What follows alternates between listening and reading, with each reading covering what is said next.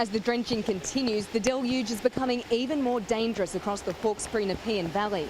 At Penrith, we're expecting river levels at Penrith to be levels near the 1961 flood.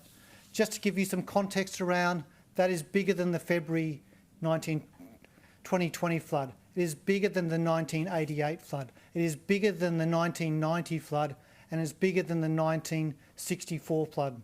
It's one of the biggest floods that we're likely to see. The Warragamba Dam did start to spill yesterday afternoon with the rain coming into the catchment area, and that is affecting the low-lying areas of the Hawkesbury-Nepean.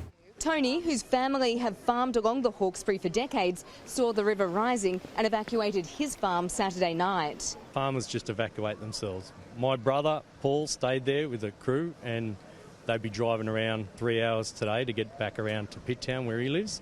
So most farmers across the river like us got everything out yesterday. Sunday, properties at Cornwallis were already inundated. Parts of Sydney's west recording more than 200 millimetres of rain over the weekend. The situation is expected to worsen in coming days. It is a very serious situation, and potentially it could result in between 3,000 and 4,000 people being asked to evacuate over the next few days. You know, to be totally honest with you, it's a scary thought. We don't know exactly what's going to happen here. We've been preparing for this and talking about the fact that this is going to come for a long time. But yeah, we're about to have the ultimate test of what this is really going to be like, and how we're going to cope. Authorities are now trying to predict where all of the water will end up and how it will impact communities in its path. We've got a lot of historical intelligence that we draw on in relation to these floods. Some of that history documented here on the walls of buildings along the Hawkesbury at Windsor, with past flood peaks noted.